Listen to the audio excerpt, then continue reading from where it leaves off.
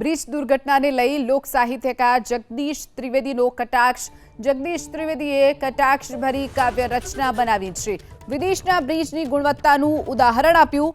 વિદેશમાં 7 માળના બ્રિજ છતાં કાંકરી નથી ખરતી તેવી પણ વાત જગદીશ ત્રિવેદીએ કરી છે. જુલાઈ, ઓગસ્ટ અને સપ્ટેમ્બર 3 મહિનાના અમેરિકા અને કેનેડાના પ્રવાસે આવેલો છું. અહીંયા અમેરિકામાં ઘણા શહેરોમાં મેં જોયું કે એક બ્રિજની ઉપરથી જ બીજો બ્રિજ જતો હોય, એના ઉપરથી ત્રીજો જતો હોય, એના ઉપરથી જ ચોથો જતો હોય. એટલે 7 માળના ઉપરા છાપરી બ્રિજ હોય, એના ઉપરથી કન્ટિન્યુ હજારો વાહનો જતા હોય. પણ આજ દિવસ સુધી મેં સાંભળ્યું નથી કે બ્રિજ તો શું, એની એક કાંકરી પણ ખરીને પડી હોય નીચે.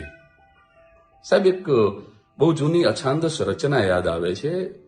એક પુલ નદીમાં જળ સમાધિ લેતા પહેલા ડાઇંગ ડિક્લેરેશનમાં બોલે છે કે સિમેન્ટ નેતા ખાઈ ગયો, મેં નથી ખાધી.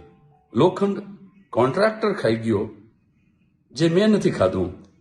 રેતી અને કપચી સરકારી અધિકારી ખાઈ ગયો, જે મેં નથી ખાધી. આ કંઈ જ મેં નથી ખાધું અને એટલા માટે હું ઉપવાસી પુલ જલ સમાધિ લઈ રહ્યો છું.